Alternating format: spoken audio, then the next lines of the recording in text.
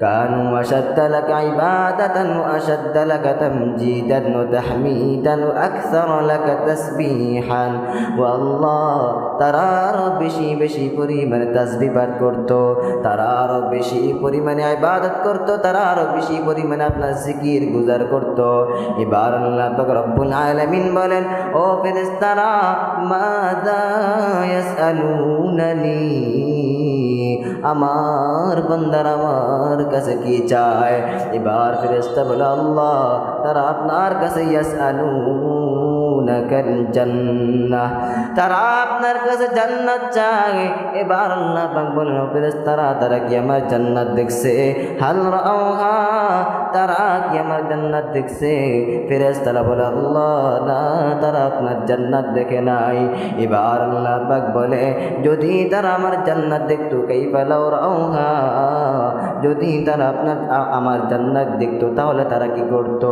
এবার ফেরেশতারা বলে, লাউ আন্নাহুম রাআহা, যদি তারা আপনার জান্নাত দেখতো তাহলে তারা আরো বেশি বেশি জান্নাতের ব্যাপারে লোভী হয়ে যাইত। ওয়াশাদ্দা আলাইহা হিরসান, জান্নাতের প্রতি আরো বেশি লোভী হয়ে যাইত। আশাদ্দা লাহা তলাবান, তারা আরো বেশি বেশি পরিমাণে জান্নাতকে তালাশ করতে থাকতো। এবার আল্লাহ পাক বলেন, ও ফেরেশতারা তারা আমার কাছে মিম্মা ইয়াতাআওয়াজুন, তারা আমার কাছে কিসের থেকে পানা চায়?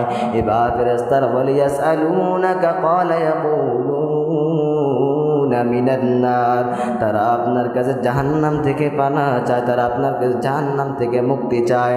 এবার আল্লাহ পাক বলেন, হাল রাআহা, তারা কি আমার জাহান্নাম দেখছে? ফেরেশতারা বলে, আল্লাহ না, তারা আপনার জাহান্নাম দেখে নাই। এবার আল্লাহ পাক বলে, যদি তারা আমার জাহান্নাম দেখতো তাহলে তারা কি করতো? ফেরেশতারা বলে, আল্লাহ কানু আশাদ্দা আলাইহা মাখাফাতান, তারা আরো বেশি জাহান্নামকে ভয় করতো, জাহান্নাম থেকে আরো বেশি দূরে সরে যাইতো, জাহান্নাম থেকে আরো বেশি পলায়ন করতে থাকতো।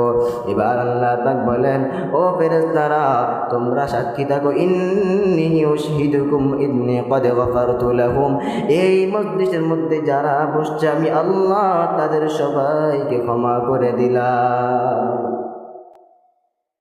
আল্লাহ পাক এই মজলিসের মধ্যে যে যেই নিয়তে বসুক না কেন, আল্লাহ পাক বলতেছে আমি সবাইকে ক্ষমা করে দিলাম।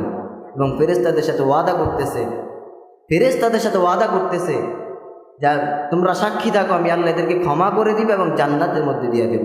সুবহানাল্লাহ।